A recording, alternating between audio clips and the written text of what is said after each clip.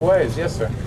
There was an article in the Daily News today describing conduit groups where taxpayer money was being sent to organizations that might not have been registered as charities. Can you just describe the vetting process or the role that the mayoral agencies are supposed to go through in order to... Fundamentally, the city council and the mayor pass a budget.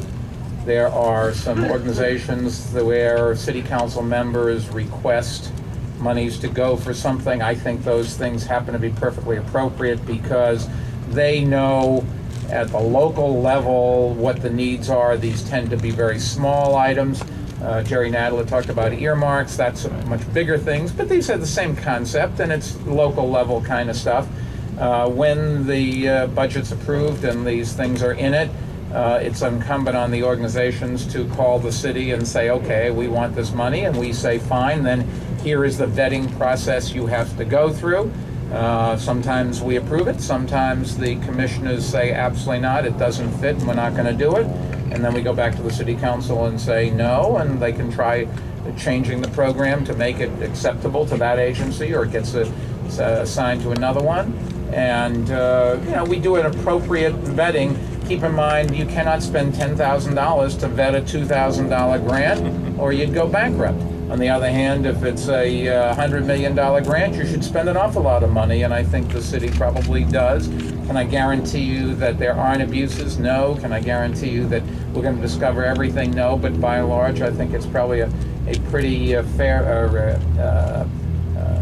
efficient process that the public can be reasonably assured that 99.999% of the money is spent the way they would want it to be spent. Right, but just as a follow-up, is it appropriate for the council or the city to give money to these groups that then give it to... Well, there are laws about what they can do, and if it's a subterfuge and they're just passing things through to organizations that can't qualify on their own, no. You want to add something? Yeah, please. Let me say, there are folks want to go through the specifics of the Daily News article. We're happy to do that with you later, because there are, what I would say, some things in that article that are not accurate.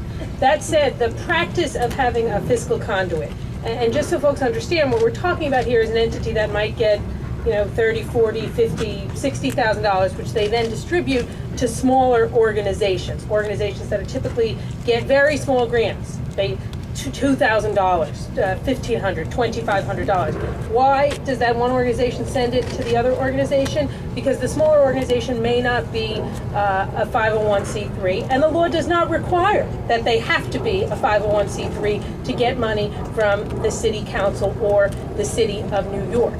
This practice of having some money go to a larger group that then gives it to smaller groups is a practice that has gone on since the city council got its full budget powers after the charter change, perhaps before that. So it is not new. The fiscal conduit goes through a vetting process, as does the recipient. We have talked about making the vetting process for all groups stricter, which I think is a good thing.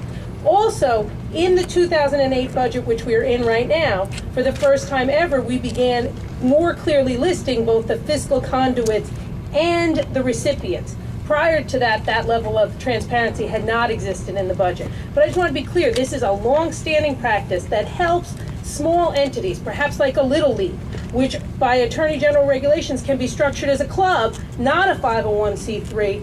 They now can get money through this fiscal conduit. There is nothing inappropriate about it as long as the vetting is done, the money ends up where it's supposed to be, and I think we've made it even better by making it more transparent, but we're happy to go through the things that we think were inaccurate in the Daily News story and not fully accurate about how the long-standing process works. Maybe we'll take one more question. Yes, ma'am. Two.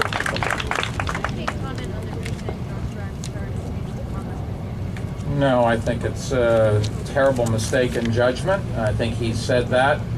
Thank God nobody was hurt. And, I'll let that go through the courts. He's got to deal with that. And I don't think I add anything by getting involved in that. I think, the congressman has done a lot for Staten Island and Brooklyn, and he's been a supporter of mine, and I've supported him, and hopefully he'll work this out. Yes, sir. There's a hearing going on right now about water rates. They're looking at the rental payment, the water bills that go straight to the city budget. Isn't that really just a way to keep those revenues out of our property taxes? No, look, what you're going to pay for the city services, whether you pay them in fees or pay them in taxes, In this case, the DEP uses city services. Traditionally, we have billed them for that, and they pay that. And if they didn't buy it from us, from the city, they'd have to buy it in the private sector, and presumably it would even cost more.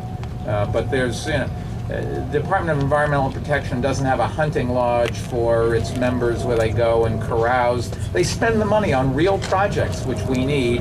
And from what I can tell, they do it reasonably efficiently. And this seems to me to be a brouhaha about nothing from a couple people who want to run for higher office and probably shouldn't be even considered. I'll take the last question from you, and then this gentleman, yes. Mr. Mayor, this is a little bit from left field. There's a full-page ad in at least one of the newspapers today about an automobile ignition interlock system that's apparently sensitive to alcohol. It says they oppose its universal installation in cars, but say it's okay for people who have multiple DWIs and like that. Have you ever thought about? Technology is taking us into strange places.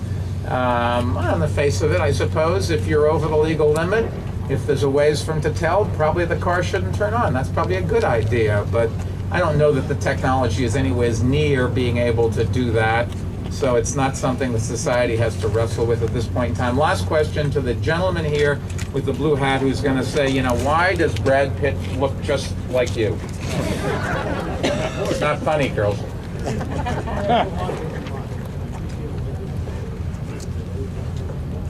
That's okay. It's New York.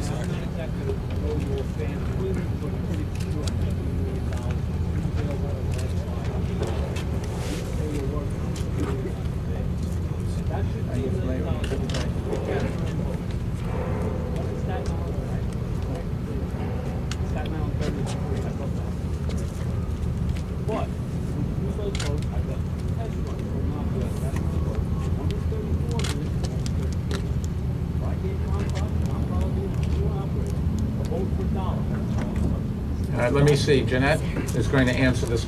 She's our transportation commissioner. Actually, it's a very good point, and I met with Congressman Weiner on Friday, and we're working together about what the best way to move forward with this $15 million is. Look, we're not going to walk away from $15 million, and I guarantee you we'll get back to you. And, and I said we invited Anthony Weiner today. I'm sorry he had a scheduling conflict. And, we didn't do anything yet. It's easy to answer your question. My administration's about trying to do something. I know that's a little bit different than, anyways. Thank you everyone for coming.